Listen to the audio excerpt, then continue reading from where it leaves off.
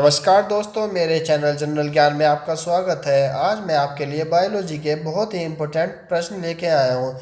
ये सभी प्रश्न आपके किसी भी एग्ज़ाम के लिए बहुत ही इम्पोर्टेंट है, तो अंत तक बने रहे और कृपया मेरे चैनल को सब्सक्राइब कर दें। तो चलिए प्रश्न नंबर 1 से हम शुरू करते हैं। प्रश्न नंबर 1 है, जीव विज्ञान के जनक किसे कहा जाता है? दिस इज़ वेरी इंपॉर्टेंट प्रश्न। ये बार बार परीक्षाओं में पूछा गया है कि जीव विज्ञान के जनक किसे कहा जाता है। तो इसका सही उत्तर है अरस्तु। जीव विज्ञान के जनक अरस्तु को कहा जाता है। नेक्स्ट क्वेश्चन पर चलते हैं। प्रश्न नंबर 2 है, साइटोलॉजी का अध्ययन क्या कहलाता है? दोस्तों ये भी बहुत इंपॉर्टेंट क्वेश्चन है कि साइटोलॉजी का अध्ययन क्या कहलाता है। तो कोशिकाओं के अध्ययन को हम साइटोलॉजी कहते हैं। Option number 2 is correct. प्रश्न नंबर 3 पर चलते हैं। निम्नलिखित में से किसका निर्माण हमारे शरीर में नहीं होता? तो दोस्तों इनमें से विटामिन ए का निर्माण हमारे शरीर में नहीं होता है। प्रश्न नंबर 4 पर चलते हैं। निम्नलिखित में से एड्स किसके कारण होता है? तो दोस्तों एड्स जो है वो विषाणु के कारण होता है। ये प्रश्न भी कई बार परीक्षाओं में पूछा गया है। प्रश्न नंबर 5 पर चलते हैं। लाल रक्त कणिकाएं जिन्हें हम आरबीसी कहते हैं, इनका निर्माण हमारे शरीर में कहाँ पर होता है? तो दोस्तों इनका निर्माण हमारे शरीर में अस्थि मज्जा में होता है। आरबीसी का निर्माण अस्थि मज्जा में होता है।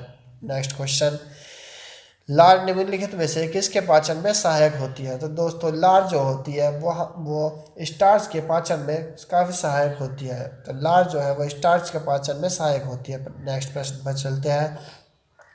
प्रश्न नंबर 7 है, किस तत्व के कारण थायराइड ग्रंथि में असमान वृद्धि होती है? तो दोस्तों हमारी जो थायराइड ग्रंथि है उसमें जो असमान वृद्धि होती है वो आयोडीन के कारण होती है। प्रश्न नंबर 8 पर चलते हैं। निम्नलिखित में से कौन सा पानी या जल में घुलनशील नहीं है? तो दोस्तों विटामिन बी जो है वो पानी या जल में घुलनशील नहीं है। इसी के साथ साथ विटामिन सी जो है वो भी जल में घुलनशील नहीं है। तो विटामिन बी और सी ये दोनों जल में घुलनशील नहीं है। प्रश्न नंबर 9 पर चलते हैं। निम्नलिखित में से कौन सा टमाटर के लाल रंग के उत्तरदायी? तो दोस्तों टमाटर का जो लाल रंग होता है उसके लिए उत्तरदायी होता है लाइकोपीन।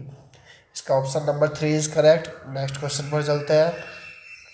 निम्नलिखित में से किसकी कमी के कारण और अरक्तता का रोग होता है? दोस्तों अरक्तता का जो रोग होता है वो हीमोग्लोबिन के कारण होता है। इसका ऑप्शन नंबर ए है करेक्ट। नेक्स्ट क्वेश्चन पर चलते हैं। क्वेश्चन नंबर 11, विटामिन सी का रासायनिक नाम क्या है? तो दोस्तों विटामिन सी का रासायनिक नाम जो है वो है ascorbic acid. Very important question दोस्तों, बहुत बार परीक्षाओं में पूछा गया है कि विटामिन सी का रासायनिक नाम क्या है। इसका रासायनिक नाम है एस्कॉर्बिक एसिड। प्रश्न नंबर 12, मानव शरीर की सबसे बड़ी अंतर्स्रावी ग्रंथि कौन सी है? तो दोस्तों मानव शरीर की सबसे बड़ी अंतर्स्रावी ग्रंथि जो है वो है थायराइड ग्रंथि। सबसे बड़ी ग्रंथि है अंदर की मानव शरीर की। प्रश्न नंबर 13, फूलों के अध्ययन को क्या कहा जाता है? तो दोस्तों फूलों के अध्ययन को एंथ्रोलॉजी कहा जाता है। ऑप्शन नंबर 3, फूलों के अध्ययन को एंथ्रोलॉजी कहा जाता है। प्रश्न नंबर 14, गुर्दे की कार्यात्मक इकाई कौन सी है? तो दोस्तों गुर्दे की कार्यात्मक इकाई जो है वो है नेफ्रॉन।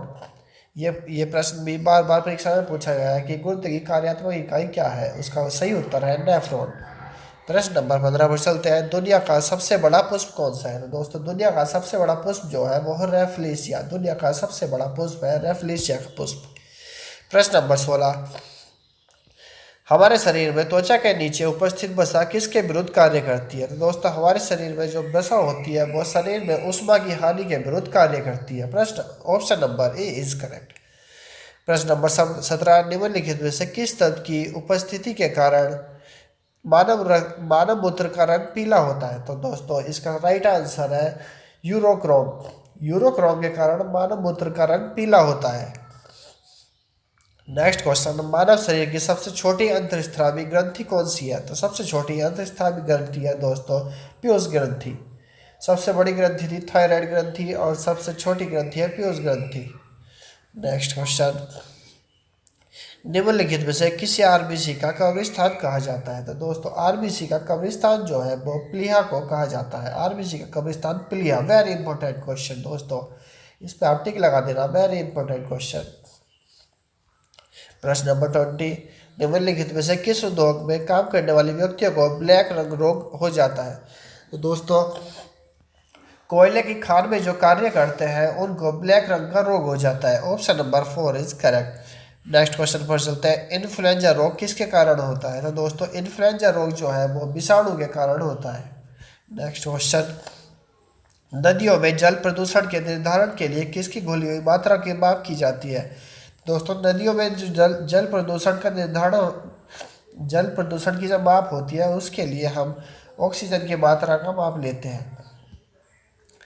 क्वेश्चन नंबर 23, निम्नलिखित में से कौन सी गैस ग्रीन हाउस प्रभाव के लिए सबसे अधिक उत्तरदायी है? दोस्तों, ये प्रश्न परीक्षाओं में बार बार पूछा जाता है, काफ़ी परीक्षाओं में ये बार बार पूछा गया है कि ग्रीन हाउस के लिए कौन सी गैस उत्तरदायी होती है। तो उसका राइट आंसर है कार्बन डाइऑक्साइड। कार्बन डाइऑक्साइड जो है वो ग्रीन हाउस इफेक्ट के लिए काफ़ी हद तक उत्तरदायी होती है। नेक्स्ट क्वेश्चन, निम्नलिखित में से किस जीव में रक्त नहीं होता परंतु वे सांस लेते हैं? तो दोस्तों, इसका राइट आंसर है हाइड्रा। इनके अंदर रक्त नहीं होता है परंतु वो सांस लेते हैं। प्रश्न नंबर 25 है, किस रोग के प्रतिरक्षण हेतु बच्चों को BCG का टीका दिया जाता है? तो दोस्तों, खसरा के लिए BCG का टीका लगाया जाता है। नेक्स्ट क्वेश्चन, क्वेश्चन नंबर 26, हमारे शरीर की किस ग्रंथि को मास्टर ग्रंथि कहा जाता है? तो दोस्तों, very important question, very most important question. तो दोस्तों, पिट्यूटरी ग्रंथि को जो है वो मास्टर ग्रंथि कहा जाता है। वेरी इंपॉर्टेंट क्वेश्चन दोस्तों। नेक्स्ट क्वेश्चन पर चलते हैं। प्रश्न नंबर 27 है, पुष्प के किस भाग में निषेचन होता है? तो दोस्तों, पुष्प के किस भाग में निषेचन होता है? तो इसका राइट आंसर है under cell. This is also very important question. Next question, nucleus के बाहर DNA कहाँ पाया जाता है? तो दोस्तों, न्यूक्लियस के बाहर DNA जो है वो माइटोकॉन्ड्रिया में पाया जाता है। प्रश्न नंबर 29, किसके प्रदूषण के कारण मानव रक्त विकार होता है? तो दोस्तों, किसके प्रदूषण के कारण मानव रक्त विकार होता है? इसका राइट आंसर है कैडमियम के कारण मानव का रक्त जो है वो बेकार हो जाता है। प्रश्न नंबर 30, ग्लूकोमा रोग का संबंध मानव शरीर के किस अंग से है? तो दोस्तों, ग्लूकोमा का संबंध जो है वो आँख से है। मानव शरीर की आँख से ग्लूकोमा रोग का संबंध होता है। प्रश्न नंबर 21, मानवों में बात परागण रोग किसके द्वारा होता है? तो दोस्तों, यह रोग जो है वो वायु द्वारा होता है। बात परागण रोग मानवों में वायु द्वारा होता है। प्रश्न नंबर 32, निम्नलिखित में से किस पोषक तत्व की कमी के कारण हमारी आंखों में रतौंधी रोग होता है? तो दोस्तों, रतौंधी रोग जो होता है वो विटामिन ए के कारण होता है। Option number 4।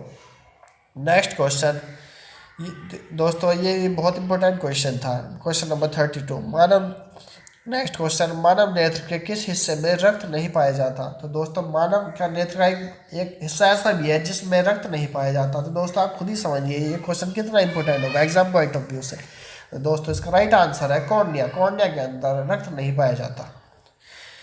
क्वेश्चन नंबर 34 है, कौन सी कोशिकाएं पौधों के विभिन्न अंगों को जन्म देती है और उन्हें बढ़ने में मदद करती है? तो दोस्तों, कुछ कोशिकाएं ऐसी होती है जो पौधों को जन्म देती है और उन्हें बढ़ने में मदद करती है। तो इसका राइट आंसर है option number 3, meristematic. Next question पर चलते हैं। क्वेश्चन नंबर 35, घोड़े एवं गधे के बीच संकर को क्या कहा जाता है? तो दोस्तों, घोड़े और गधे के बीच का जब मिश्रण होता है उसे हम खच्चर कहते हैं। प्रश्न नंबर 36 है, पानी की टंकी में होने वाले कवक को नष्ट करने के लिए किस रसायन का प्रयोग किया जाता है?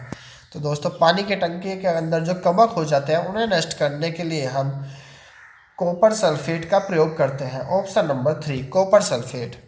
प्रश्न नंबर 37, जीव कोशिकाओं में आनुवांशिक लक्षणों के नियंत्रण के लिए कौन उत्तरदायी है? दोस्तों, जीव कोशिका में जो है वो आनुवांशिकी या उनके लक्षण के को नियंत्रण करने के लिए DNA उत्तरदायी है। DNA, राइट आंसर है DNA। प्रश्न नंबर 38, कौन सा विटामिन रक्त का थक्का बनाने में मदद करता है? वेरी इंपॉर्टेंट क्वेश्चन दोस्तों, वेरी इंपॉर्टेंट क्वेश्चन। विटामिन के जो है वो मानव रक्त का थक्का बनाने में मदद करता है। वेरी इंपॉर्टेंट, आप जरूर इसे याद करके जाइएगा।